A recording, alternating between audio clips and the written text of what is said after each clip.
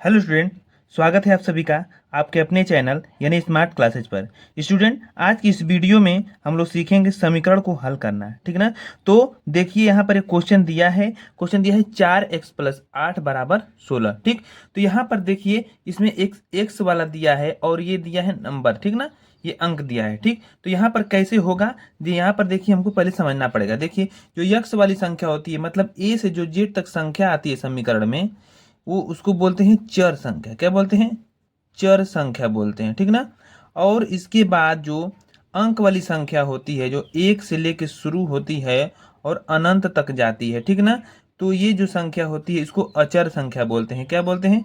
अचर संख्या। ठीक, तो यही दो चीज हमको समझना है, एक चर संख्या और एक अचर संख्या। तो यहाँ पर इस समीकरण में वही चीज हमको करना है, चर संख्या को बराबर के एक तरफ करना है और अचर संख्या को बराबर के एक तरफ करना है। फिर इसके बाद हमको आसान तरीके से हम लोग हल कर लेंगे, ठीक ना। तो यदि आप हमारे चैनल पर नए हैं तो हमारे चैनल को लाइक, शेयर तथा सब्सक्राइब करके बेल आइकन को दबा दीजिएगा, ताकि आपको ऐसे ही वीडियो का अपडेट मिलता रहे। तो चलिए हम लोग क्वेश्चन को हल कर रहे हैं। देखिए क्वेश्चन दिया है यहाँ पर 4x+8 बराबर 16 दिया है। ठीक, तो यहाँ पर देखिए इसमें 4x दिया है, इसका मतलब ये चर संख्या हो गया। इसमें जब x का गुणा हो गया तो ये चर संख्या हो गया। ठीक, तो यहाँ पर चर संख्या एक तरफ करेंगे हम लोग और अचर संख्या एक तरफ करेंगे। तो यहाँ पर 4x है तो 4x हम लोग लिख लेंगे, अब बराबर यहीं पर करेंगे हम ना।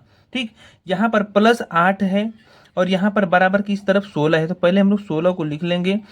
और यहाँ पर +8 है तो ये अचर संख्या है, तो ये +8 ये अचर संख्या की तरफ जाएगा। अचर संख्या एक तरफ करते हैं और चर संख्या एक तरफ। तो यहाँ पर जब +8 है बराबर की इस बगल जाएगा तो -8 हो गया। माइनस क्यों हो गया? माइनस इसलिए हुआ कि जब बराबर के इस तरफ पक्षांतर होता है तो चिन्ह बदल जाता है। ठीक, प्लस रहेगा तो माइनस हो जाएगा और माइनस रहेगा तो क्या हो जाएगा? प्लस हो जाएगा। ठीक, यहाँ पर आपको अच्छे तरीके से क्लियर हो गया होगा। ठीक, अब इसके बाद देखिए हम लोग हल कर रहे हैं। यहाँ पर 4x है तो 4x लिख देंगे, कोई दिक्कत नहीं है। अब यहाँ पर 16 -8 है, 16 में से 8 हम लोग घटा देंगे। ठीक, 16 में से जब 8 को घटाएंगे तो हमारे पास आएगा 8, हमको 8 मिल गया। अब यहाँ पर देखिए क्या है, यहाँ पर 4x है बराबर 8 है। अब हम लोग क्या करेंगे, यहाँ पर देखिए 4 और x क्या है? गुणे में है। क्या है? जब किसी भी चीज का चिन्ह नहीं रहता है बीच में तो गुणे का चिन्ह रहता है, हमने लिख लिया गुणा में। ठीक, अब इसके बाद देखिए हम लोग क्या करेंगे।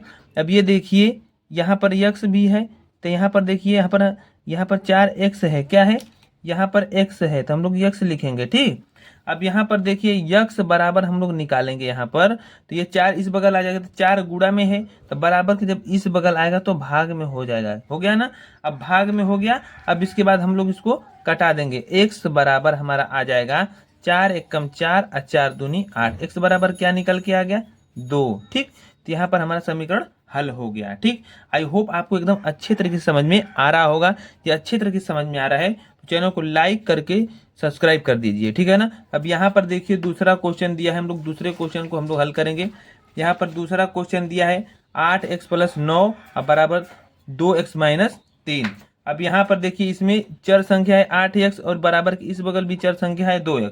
तो चर संख्या को हम लोग एक तरफ करेंगे और अचर संख्या को हम लोग एक तरफ करेंगे। दोनों जो एक जाति के दिखते हैं उसको हम लोग एक तरफ करते हैं, ठीक ना। तो यहाँ पर देखिए 8x है तो 8x हम लोग लिख लेंगे। अब यहाँ पर देखिए 2x इस बगल है तो हम लोग बराबर के इस बगल लेके आएंगे, ठीक ना। तो यहाँ पर देखिए 2x है तो बराबर के इस बगल लेके आएंगे तो -2x होगा। क्यों? क्योंकि ये प्लस में है, अब बराबर के इस बगल आएगा तो क्या हो जाएगा? माइनस में हो जाएगा। क्लियर? अब यहाँ पर बराबर लिख लेंगे हम लोग। ठीक, अब यहाँ पर देखिए इधर -3 बचा हुआ है तो -3 हम लोग लिख लेंगे। अब इसके बाद देखिए यहाँ पर +9 है, अब बराबर के इस बगल हम लोग लेके आएंगे तो -9 हो जाएगा। क्यों हो जाएगा?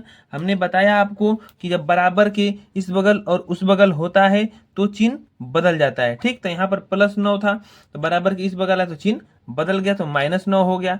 अब इसके बाद देखिए 8x है और 2x है, यहाँ पर हमको घटाना है तो 8x में से 2x घटा देंगे।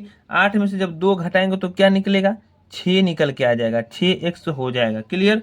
अब यहाँ पर देखिए माइनस है, ये भी माइनस है, तो यहाँ पर एक चीज समझना है आपको कि जब चिन्ह समान रहता है, या तो दोनों प्लस प्लस हो तब भी जोड़ेंगे या दोनों माइनस माइनस हो तब भी जोड़ेंगे।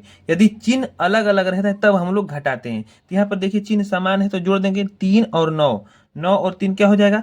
12 हो जाएगा, लेकिन चिन्ह लगेगा माइनस, ठीक, माइनस के साथ, ठीक। अब यहाँ पर देखिए इतना हो गया क्लियर। यहाँ पर 6 गुणे में है तो यहाँ पर x हम लोग छोड़ दे रहे हैं, 6 गुणे में है, बराबर के जब इस बगल आएगा 6 तो क्या हो जाएगा, भाग में हो जाएगा, तो भाग में हमने लिख दिया। अब इसके बाद देखिए हम लोग क्या करेंगे, कटा देंगे। x बराबर यहाँ पर 6 1 कम 6 और 6 दूनी 12, ये निकल के आ गया -2। x बराबर क्या निकल गया, -2। यहाँ पर x का भी मान निकल के आ गया, ठीक ना। आपको बहुत ही अच्छे तरीके से समझ में आ रहा होगा, ठीक ना। तो देखिए स्टूडेंट, आप लाइक और सब्सक्राइब करना भूल जाते हैं, तो कृपया आपसे फिर से एक बार रिक्वेस्ट है कि आप हमारे चैनल को लाइक और सब्सक्राइब जरूर करें, ताकि आपको ऐसे ही वीडियो का अपडेट मिलता रहे, ठीक ना। चलिए एक क्वेश्चन और है, बहुत ज़बरदस्त क्वेश्चन है। यदि आप उस क्वेश्चन को समझ लेते हैं तो आपको समीकरण करना एकदम आसान तरीके से समझ में आ जाएगा। तो चलिए हम लोग उस क्वेश्चन को हल कर रहे हैं।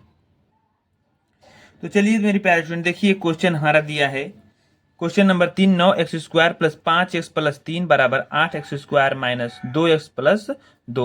तो हमने आपको बताया था कि चर संख्या एक तरफ और अचर संख्या एक तरफ। तो यहाँ पर चलिए हम लोग वही काम कर रहे हैं। यहाँ पर 9x² है तो 9x²। अब देखिए बराबर के x², बराबर के इस बगल कोई ऐसा है x² जैसा, तो यहाँ पर 8x² दिख रहा है, तो हम लोग बराबर के इस बगल लेके आ जाएंगे तो -8x² हो जाएगा। माइनस क्यों हुआ, ये प्लस में था बराबर के इस बगल, बराबर के इस बगल आएगा तो माइनस में हो जाएगा, हो गया। अब यहाँ पर देखिए +5x है तो 5x हमने लिख लिया।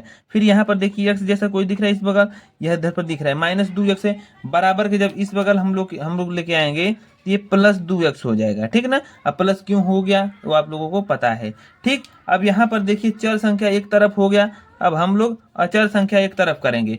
यहाँ पर देखिए +2 है, क्या है, +2 है तो +2 लिख लेंगे हम ना, ठीक। यहाँ पर +3 है, अब बराबर के इस बगल लेके आएंगे तो ये हो जाएगा -3, ठीक ना। आई होप आपको अच्छे तरीके से समझ में आ गया होगा। चलिए अब हम लोग आगे हल कर रहे हैं। देखिए यहाँ पर 9x² है और 8x² है, तो x² से हमको ज़्यादा घबराने की जरूरत नहीं है। x² को कुछ भी हम लोग मान सकते हैं, दोनों एक ही चीज़ है।